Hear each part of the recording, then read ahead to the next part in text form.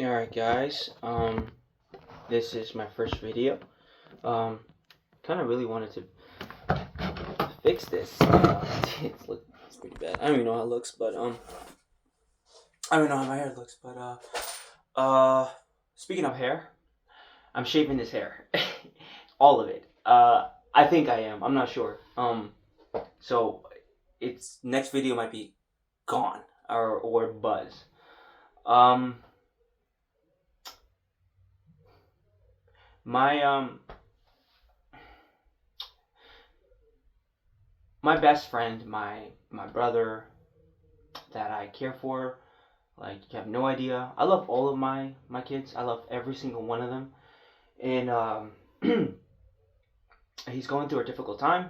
Uh, and he has leukemia, and if you don't know what that means, it's basically cancer in his bloodstreams, uh, and he's very young. He's a young boy. Uh, I don't know why I'm speaking like I'm an adult. I mean, I am, but like, like I don't know him, like a patient or something. But yeah, and I don't know. I just don't. I know he's struggling and he's going through a lot as is, and he has been through a lot so far, and he's taking it like a champ. He's really, I'm surprised because I like he's very pessimistic half of the time, and since I known him, um, I practically, not raised him, but I practically seen him since like literally a kid to where he is now. He's 16, so he's a young boy, and I know I don't look like it, but I'm 27, so it's a lot of years. And he told me he was like, "Why do you want to shave your head? You don't have to." And I said, "You're right, I don't, but I want to. Let me have this, because you've been doing all this alone, and I feel like this is the least I can do, and I want to be a part of this with you, to show that I'm like 100% with you." So you know, uh, and starting off pretty hard. And funny, I finally started talking to this one girl that in the gym. I haven't seen her for like 4 years. I've been building up the courage to talk to her, and then disappeared. I was like, cool. And then finally saw her, and then I was like, yes, here's my moment. Now I'm shaking my head, so let's see how that goes. So, no hopes there. Uh, I'm just making it very difficult for me, at this point. But yeah. So um, again, this I don't know what I'm doing. I'm gonna be really honest with you. This channel is mainly I'm gonna be reading a lot of books. I want to talk a lot of books. I'm reading um, Holy Wars. I forgot what what Arthur. I mean, see, I'm already um, and he's talking about the Crusades and perspectives of different angles and what really happened. So I'm very interested in those books. I'm also reading philosophy books, like for instance, I think it's just Plato, but the Republic. So I'm very like I actually like the book. It's really good, and there's a lot of stuff there that talks about love, that talks about old age and young age, character. What does it mean? And also talks about justice, like what is just, right? And it's a lot of stuff that I enjoy. And then I'm also reading theological books. For instance, we got William Lane Craig. I have several books of his, and for the other authors, but I have several others, and I'm very excited to tap into those type of scenes. And I'm also reading Deconstruction Faith. That's another thing about this channel. I want to be honest with this channel. I want to be very honest and openly. I feel like as a Christian, I'm always, and I don't know if this is me, but I feel like I'm always, every single day, I'm deconstructing my faith. Because this world, it makes it so difficult. It makes it so hard to live a just life, to have faith in God, and so much stuff happening around the world, and so much, not just around the world, but just in my environment. I just feel like I'm always pressured, questioning whether, you know, God is there, God is hearing, God is listening, God cares, and all this stuff. And the only reasons that I believe in God is because of Jesus. It's because of the crucifixion and the resurrection.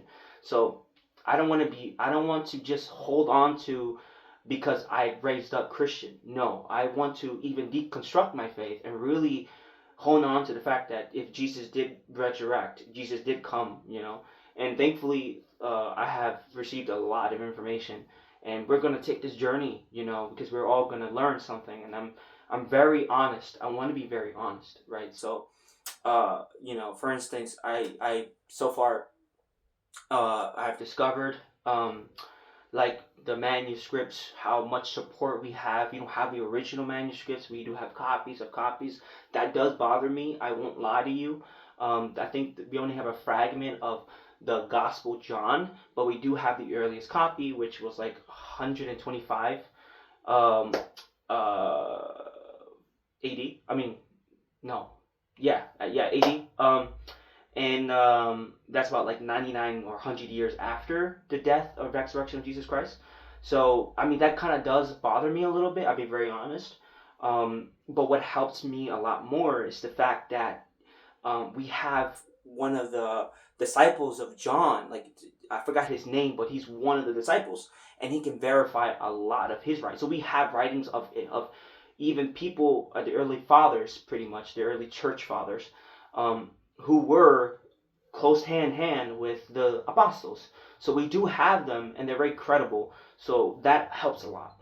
And then on top of that, we have other copies that we all of it come together. We can kind of assume, not assume, but because it's not assumption at this point, we can clearly, plainly see what is 100% true and what is added into, and then on top of that, what was taken out or what was never even written in it, and then we have the codex. There's a lot of stuff, right? So again, I'm very honest, and I'm trying to be open-minded all the time, and trying to take my bias lenses off, right? My Christianity, and really look into this stuff. So that's why I bought other books, atheism, right? I think there's 3 books that I bought. I forget, all right? But I bought a lot. And this channel mainly going to be a lot of reading, a lot of deconstructing, a lot of talking faith, a lot of talking about God, and also, to be honest with you, even if Christianity isn't true, traditional Christianity, it is still good.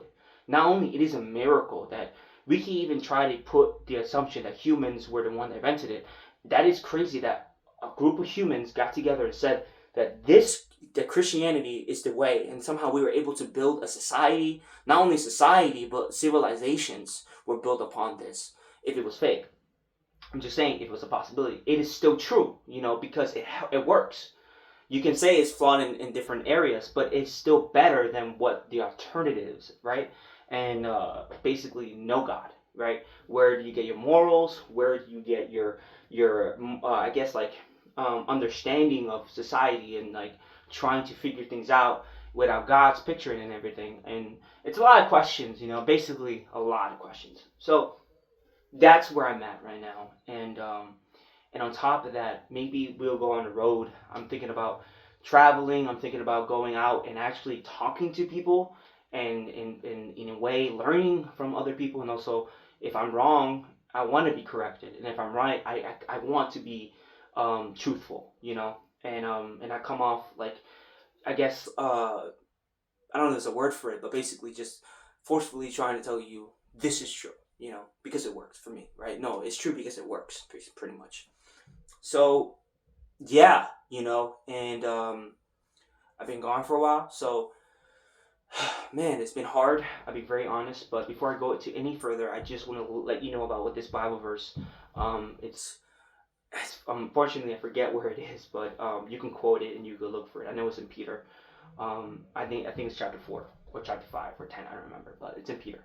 I don't know if it's first or second, but basically it says, God of all grace calls you and me. I add that part in me, right? But basically it calls you to his eternal glory in Christ Jesus. After you have suffered for a little while, he himself will restore you, make you strong and steadfast.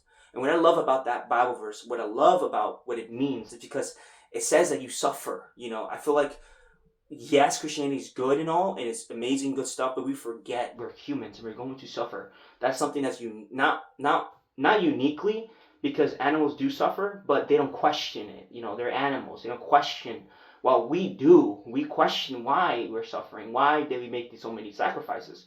Why do we suffer only why do we live only to suffer, right? So I think with Christ's representation and on the cross and the amount of suffering that he endured, it's such a great way to show us the compassion that he has still for us, still wanting to love us, still wanting to have an opportunity to be with him, and he demonstrated that on the cross, And I think that's why it's hard for me to really, walk away from this and really go for whatever other thing. To be honest with you, I don't think there's any other thing that can come close to that, in my opinion.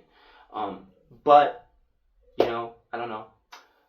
Next episode might be just a shaved head. I don't know. But I'm not afraid. I've been through so much now that at this point, nothing really matters anymore. It's like where Solomon quotes and says, everything's meaningless, vanity, vanity. There's nothing new under the sun. It's like pretty much what came before is gonna it's like it's already there. Nothing is new really. On top of that, whatever you built, whatever you put yourself, when you pass away, when you die, no one's ever gonna know you. And on top of that, even if you pass it on to another generation, they're not gonna take it as what you took it, as you had it. And on top of that, it talks about the same sort of similar what Plato and Socrates was debating about. He was talking about the throne, and I think this is in chapter 3, verse 16, 17, in Escalations, right? When it talks about that even the throne of justice, the wicked rely there. So could there even be justice in this world, right? And we know that in our own physical justice, justice system is so corrupt, right? Even with that, even with our way of interpreting our own lives and putting ourselves on pedestals, or sometimes I have to catch myself. I'm speaking for myself, where I'm judging someone, and I'm like, how am I judging this person? Am I judging it from the lenses of sin, or am I judging with the lenses of love with Christ, And how does that look like? What does that look like? So, and again, Jesus, it's amazing parts where he, take the speck out of your eye and you'll see clearly the problem, right? It talks about if your right hand or left hand, I forgot what it was, but commits you to sin, cut it off, pluck your eye out, whatever. It's not obviously physical, it's not like literally, it's a literal, he's telling you a metaphorical sense, right? And the problem is sin. Problem is just because we have a problem in us. So, yeah, so it's a lot of stuff. I'm excited, also very scared and nervous, who's watching, but I'm telling you right now, I'm not afraid. I'll tell you a lot more other things, but just if you are watching, thank you so much for tuning in, and maybe we'll see how far this goes. I'll see how far I go, and the consistency on my end. So anyway, guys, next episode, surprise, we don't know what's gonna come out of it, but I'm praying and hoping that my brother gets through this, and I really mean it, I do genuinely love my church, my brothers and sisters, and it hurts me because I'm a leader. But now on top of that, I take it to a personal level where it's hard not to. It's hard to not have a relationship, a friendship, an experience with in the church, and to stick with you and to grow into something that's precious. So it's hard, and I'm praying every day. I'm fasting and I'm asking the Lord to really, watch over him and get him through all of this stuff. So it's really tough. So, yeah, if you could just pray for him too, that'd be an amazing thing. I won't get too much personal, because you don't know me. I don't know you guys. So, but yeah. Anyway, thank you. And this is my office, by the way. I'm probably gonna turn it into something interesting. I don't know. A lot of stuff, right? But I might put this into my library, and we were just gonna read here and talk about stuff, talk about what we learned or something like that. So, yeah. So, yeah. So, say goodbye to this hair, because this is the last time. So, yeah. We'll see, and we'll see what happens with that girl too. All right. Bye, guys.